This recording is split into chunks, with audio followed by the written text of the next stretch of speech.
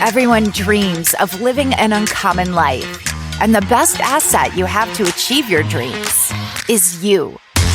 Welcome to the Uncommon Wealth Podcast. We're going to introduce you to people who are living uncommonly. We're also going to give you some tools and strategies for building wealth and for pursuing an uncommon path that is uniquely right for you. Hello, welcome to the episode of the Uncommon Wealth Podcast, where I'm your host, Philip Ramsey. And I'm Aaron Kramer. Don't you know? Aaron Kramer, everyone. Gotta love it. Joining you today. Can't wait. We have a good one. This topic, I think, is not one of our superpowers, but one that is probably underclassified of things that we can do in people. And one that I think when we think about our past, it's a huge component of at least my personal growth and my trajectory in my career. I'd say Aaron's too. I'd say a lot of people, but it's the belief or somebody who's believed in you.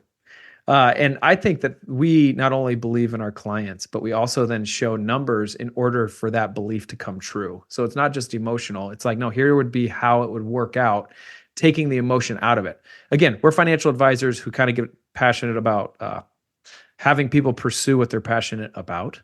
If you have any ideas or questions or comments about this, you can always call us at our feedback line, 515-446-8158. We'd love to hear from you.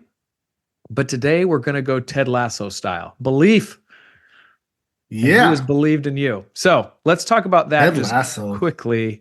I love that thing in Ted Lasso. He just hits that believe. And there is something about the belief in you, belief in somebody else that's powerful.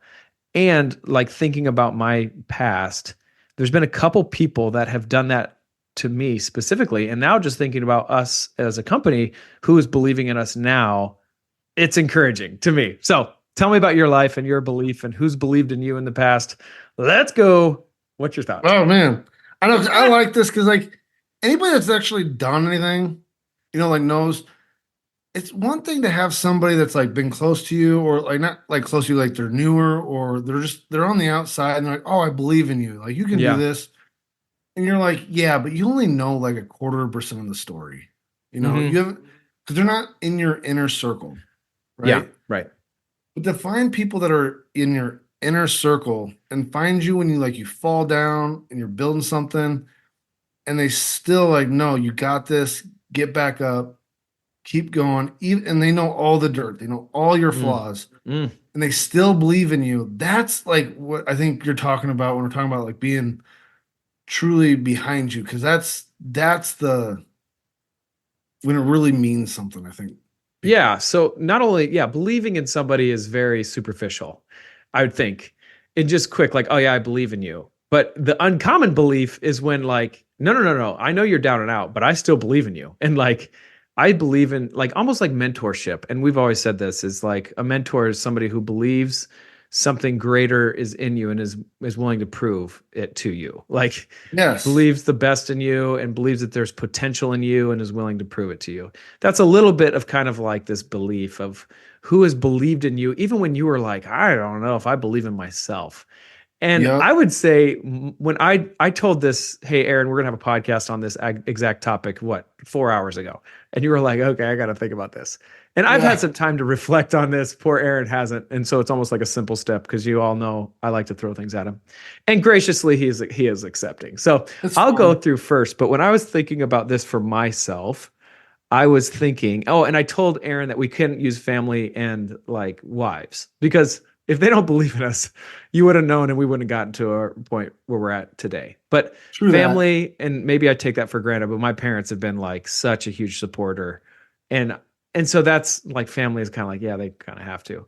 And my wife, she just holds on for the ride. So but I will say family doesn't always support you in business. That's true. So maybe they should be back on the list. I'll let you argue. No, they're just, but I mean, I like the fact you went outside there because they should. If they don't, that just sucks, but they should. Yeah. So, okay, when I've thought about this, the most impactful moments was when I was younger, when I didn't even know who I was and who I could aspire to be or what I even wanted to be in life. And so the people that I first put was this guy named Coach Kuhn, and he was my junior high football coach.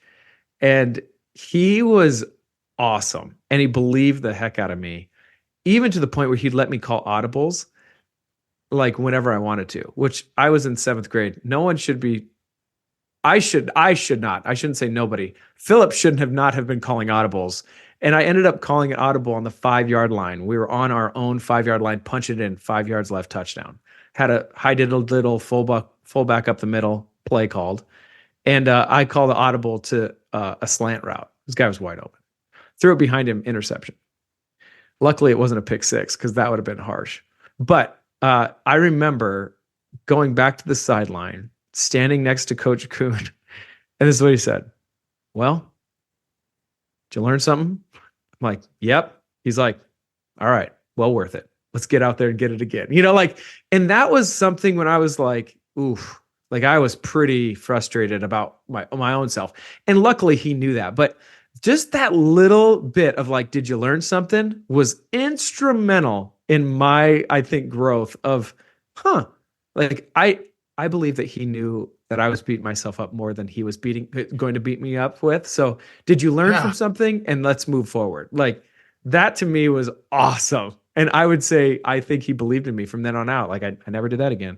But anyway, talk to me. So when were you felt like you were most impressionable to be like, somebody believes in me? Was it when you were younger too? Yeah. I was like, I came up with 3 when you told me. Okay. But I had one when I was younger. Okay. Let's go with that one first. It's good. Yeah. So it is a teacher of mine. Okay. So I'll have to send this podcast out to her because I haven't talked to her in a while, but it's Lisa Hoffman. Lisa, beast. Love it. Like I've shared on the podcast before, like I'm dyslexic, ADHD, so school wasn't my jam. Now, I know there's a big misconception. I don't see letters backwards or anything like that. It's just sounds, and I miss, so like spelling, reading, a little different for me. Hence, I like numbers, so I'm a financial advisor. They stay consistent. But like kids, we all know kids can be cruel, right? And then if you've seen me, I'm not a small guy. And then you learn, like when you're a bigger kid, you can't ever stand up for yourself. So I learned just to take the beating from friends and kids and stuff. To the point where even like, I'd be in classrooms where, you do that whole like you have to read a paragraph, you go around the room thing. Yeah. Oh, I hated that. So I'm getting if I messed right up, now. Yeah, I could mess up on a word or something. I remember there's a handful of times I look up, even the teacher's laughing. Ugh. Right. And you're like, oh, this just feels, you feel so bad about yourself. So anyways, I say all this to really build Lisa up. The first time I got put in her class, I was bummed. People are calling me stupid. Because I misspelled a word or something like that. It's supposed to be easy. And she's this little lady. Like she's fired because she's like, she's married to like a big time Des Moines cop. And so she's like, they what? Yelled, and she's like, no one's gonna call anybody stupid on my watch. She just stormed down the hall, and I was like, wow. Wait, what? Wow. It took me 10 years in my 10 years in school, 10 years because I was in sophomore, until I found somebody to stand up for me. Wow. And you were a sophomore in high school? Yeah. Wow. So when she did that, I was like, wait, like I'm worth standing up for? Wow. That's awesome. Like, dang. Isn't it like a paradigm shift when somebody's like, I believe in you? Like, no, we're not doing that. Like, that's great. Yeah. So if you look at it though, like, so my wife told me, because she's a resource teacher, so she works with people that have IEPs and stuff. It was like, what is it? Is it like 1% of kids with an IEP graduate college, go to college and graduate? And it's like, or something like that. And I've graduated college. I'm in this business. Yeah. Like I've passed my securities exams. I've got great. designations. So it's like without Lisa standing up for me and believing in me, like push me like, you're not dumb. You just learn different. That's it kind of thing. And I wouldn't be where I am today. Like seeing someone that one act, she did a lot of little things, but that one big act made the world of difference, and I trusted her, and she believed in me, and it was like, all right. So good, So, man. Isn't it? Like there's yeah. something powerful in like, no, I believe in you. I'm there. And like we said, like just this uncommon belief of like, not only do I believe in you, I'll be there when you when you fall, I'm gonna be like your biggest cheerleader. Like, no, don't let that get you down. Yeah. And We've had people going down this uncommon path that like literally are like, we're close to hitting that bell. We're about ready to tap out. And like I feel like that's not when we do our best work, but that's when we do some of our most impactful work. yeah, like, and I think it's like, and it really works well because like the clients that we've done that for, like we have a long standing relationship with. Mm-hmm. And so like they know we're not just like cheering them on to be a cheerleader. It's like, no, no, no. Right. Like we know you're hurting. We know Mm-hmm. this, but like let Right. us show you the work that you've done Mm-hmm. already and what you've built already. Mm-hmm.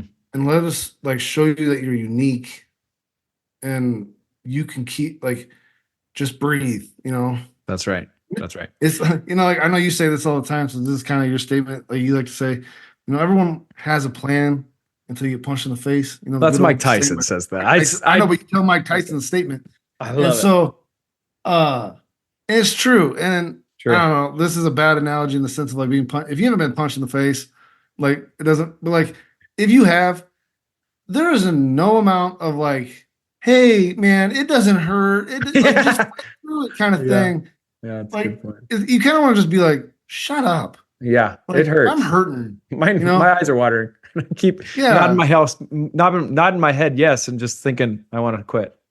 Yeah. So but like it does help to have somebody Yeah. like sit there and like, because that's the thing. I feel like when you're doing this, like, and I think that's one of the blessings we get in our industry is like it's not easy in this industry, and it's not easy to Mhm. build a practice. So, Mm. I mean, you've been Good. punched in the face. I've been punched in the face. So when you're helping somebody else that's being punched in the face, you're not just this person like you can do it with your cheerleaders, and they're looking at you like you've never even been punched in the face. Mm-hmm. Like, Right. no, we've been there. Yeah, true. Okay. Next person I have is back in junior high again. Ooh, It's fascinating. And it junior was high must have been fun for you. yeah, it was fun.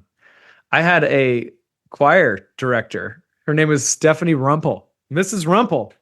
And Wow. it was crazy. So I was in choir back in junior high, and she wanted to apply and see if our choir, like little choir thing, would go to the Civic Center and try out to be on Joseph's Technicolor Dreamcoat.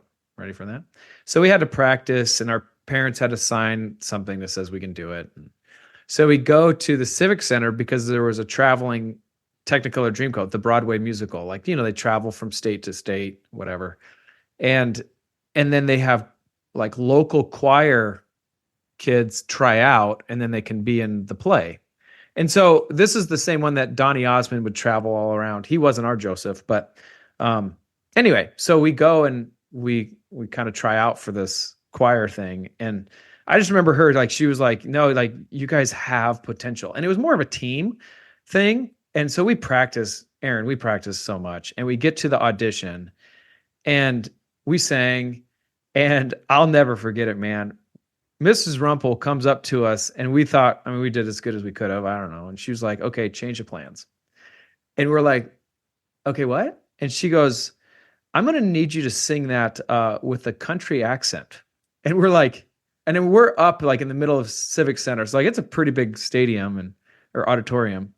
And I remember like thinking like, and again, I'm seventh grade, thinking like, is this a joke? Like, no way. She's like, nope, we should have been practicing the whole time we were auditioning like a country accent. And she was like, let's just give it a whirl and see what happens. Well, long story short, we made it. I don't know how. I think there was like 13 different choirs that were, but I remember like, and now we have to change our audition that we've been practicing. We ended up, I think, almost probably performing better because like we've never done that before. So it was like, okay, and kind of feeding off each other. But it was really neat when she came up, and then we ended up getting it, which was a huge blessing. So we got to perform at the Civic Center with sold out shows for, I think, like, I don't know, 7 or 8 times and 4 different nights or whatever. But that was also, I think, instrumental, like just being in front of a crowd And again, not a big part. And I was there with a team of, students, but that was a definitely instrumental moment in my life where somebody's like, hey, this is an idea, which was bigger than I ever thought. And like, oh my goodness, like, what's that? So we did that. And anyway, I think it was impactful. So Yeah, that's there awesome. you go. I didn't There know you you go. could sing. No, I can't. And then I went through puberty and it was all went south. That's not true. I don't know.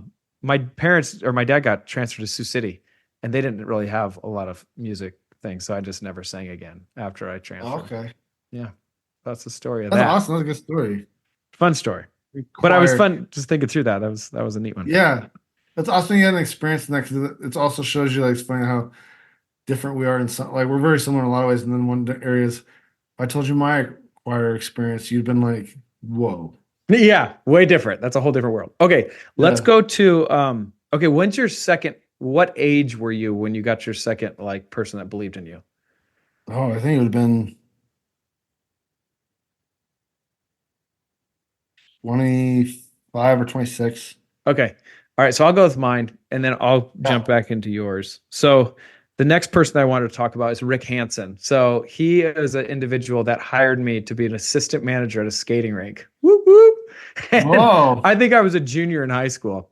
So no reason to be there and no Yeah. qualifications to be there, but here I was. And I don't know, there's something about that. Like this is now a professional setting and I was now like assistant manager at a skating rink, which really just meant there wasn't a specific spot for me. I just kind of ran around and did whatever it took. But it was interesting when I was thinking about, okay, professionally, who has believed in me so much so that they gave me a shot when I probably didn't, I shouldn't have gotten it. Kind of one of those things. That was one of those that I was like, oh, that's an interesting one that made me kind of smile. Yeah. That's cool. Yeah. And it was kind of the leadership kind of thing of like, now you're leading and how are you going to do that? And, as a junior, that's pretty good to be able to have an experience to have that kind of leadership. That'd be trusted. I mean, as a junior and that young. Right. With money and all this stuff. And I don't know. Yeah. It shaped me for who I was today of just somebody believing, that you have bigger capacity than you even think you do it yourself. And you don't really have any experience to show for it. And they still put you up and say, all right, let's go. You're good. Yeah. Okay. All right. So now let's talk about yours. And then I have a couple other ones that are kind of current.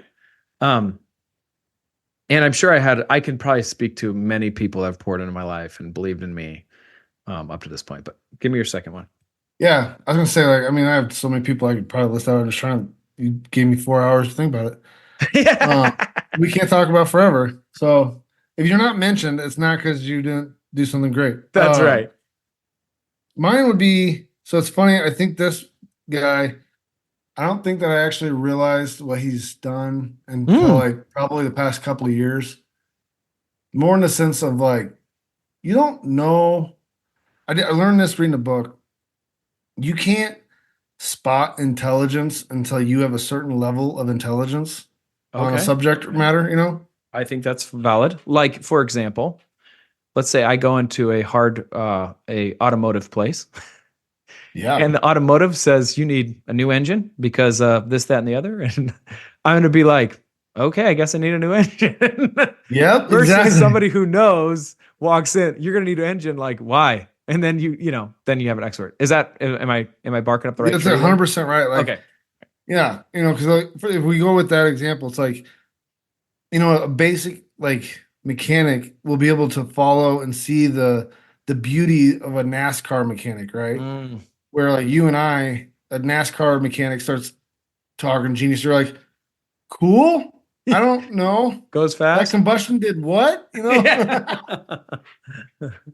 So with that though, like, it kind of goes with my first one, but like, his name's Rick Yoder, and it's like, Oh yeah. guy's super smart, like super smart.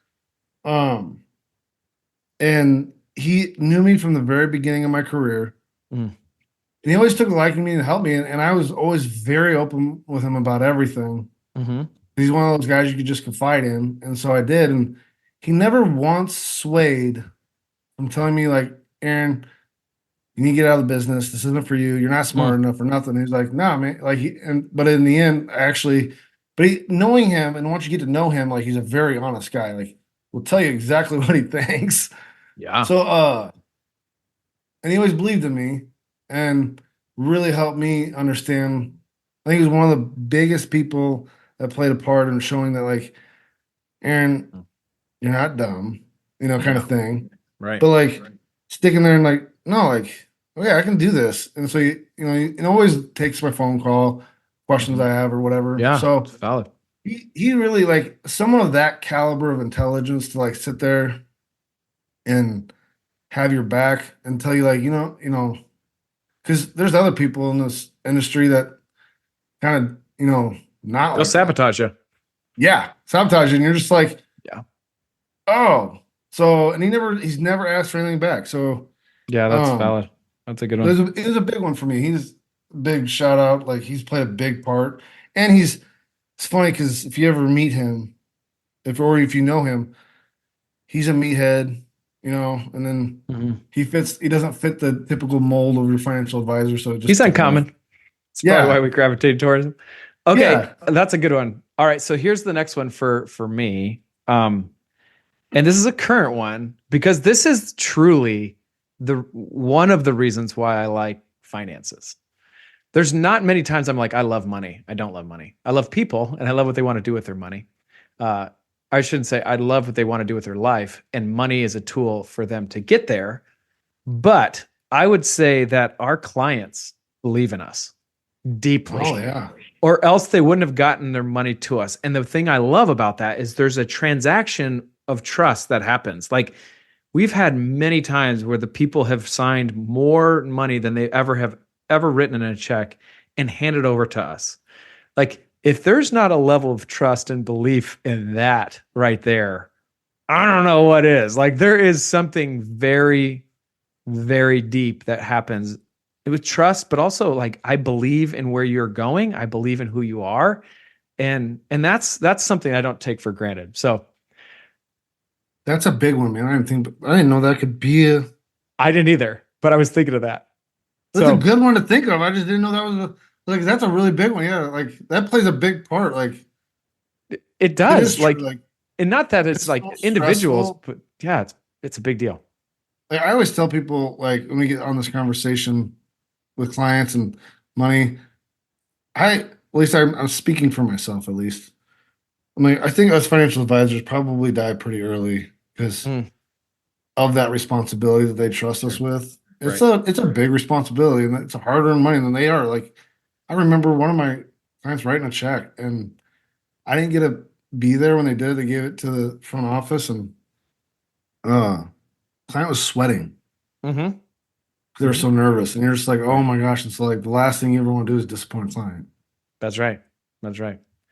So I would say too, especially our brand Uncommon Wealth, there is a movement involved. It's just not a name on top of a sign. It's a movement. It's that we believe that you are your best asset, and we believe that only you can create something that's perfect for you.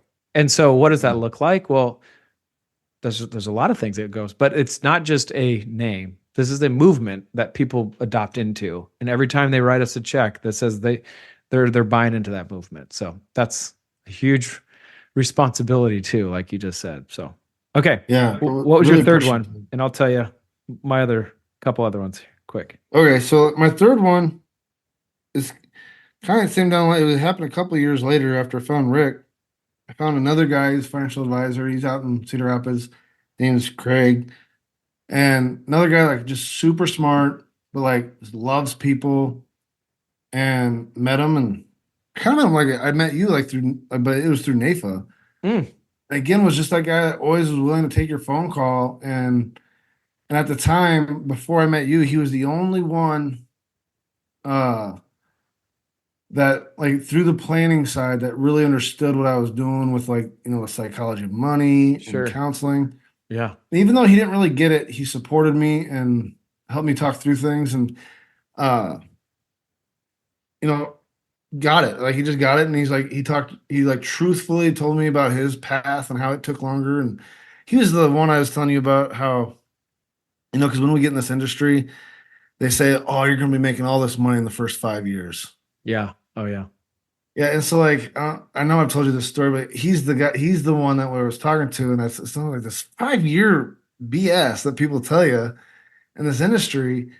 And he's like, 5 years. No, try 10. Yeah. If that, right. Like Yeah. And so I was like, I oh was my told gosh, 10. it was a 1 year and I'd make 6 figures. Like Wow. that is, I mean, for the record, there are ways that you can do that. The problem with Well, those ways is I don't think they're that beneficial for the client. yeah, you So gotta be able to sleep at night. yeah. So there's that, but I guess there's a way. Yeah. But that's the thing, when you start listening to those guys that really put people first, Mm, really care about people, it's like, and he was the first one to tell me that, but like you start asking, you start paying attention to these other guys that really care for people, like they're working hard for people to serve. And it's funny, it's like, oh yeah, 10 years. Like he wasn't wow. wrong, but like just always there, always a phone call away, because in this industry can get lonely. Oh, heavens. Yeah. So the fact that you have two people from the industry, huge, Yeah. huge. I know. So it was really good. See, So he played a big part too. So those were my three I thought right off the bat. those are Like, good. All right. My other two, I have another group. You ready for this? You're going to be yeah, like, really? Is that how we're going down, Philip? I'd say our team believes okay, in where we're going, or else they wouldn't be here. Because, and I said the team because it hasn't been all sunshine and roses over here, it hasn't been rainbows and yeah, cupcakes. And yet they're still right there. And so if they didn't believe in the bigger picture, in the vision and in the brand and our clients, I don't think they would have been here. So I can't not say like you, Ashley, Haley, all like those are the people that are really turning the bolts here underneath the screws here or underneath the hood, and they believe in it. If they didn't believe in it, it just wouldn't be worth it. So I don't yeah. know. We're all rowing. They're all rowing. Hear that.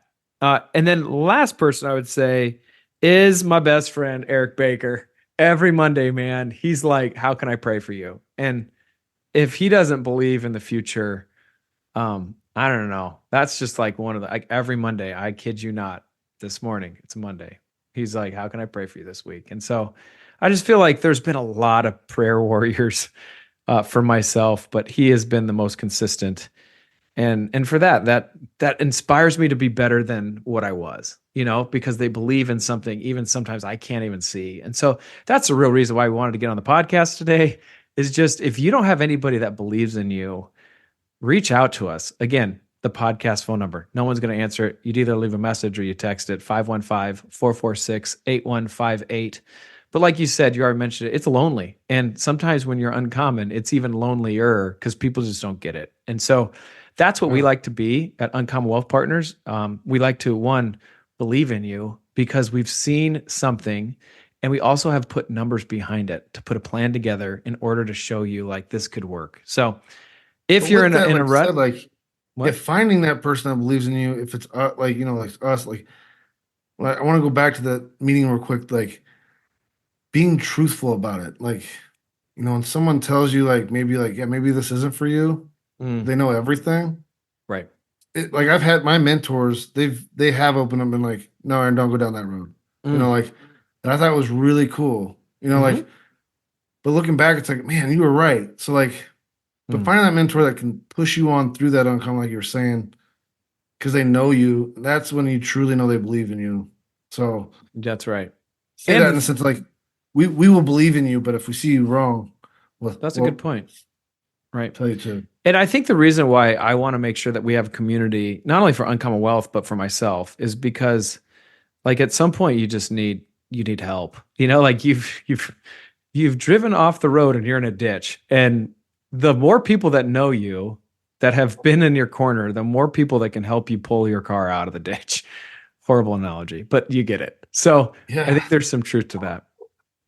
Yeah, it's amazing to have these people that in your life, and I think there was a study. No, I'm gonna not do a good job about bringing it up, but because I remember my wife talking about it only takes one person to make a big impact on your life that can change the trajectory of the future for you.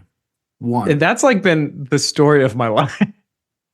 Yeah. So that's been cool. Yeah. I love that you said that. Great way to cap this podcast. So again, reach out to us, 515-446-8158.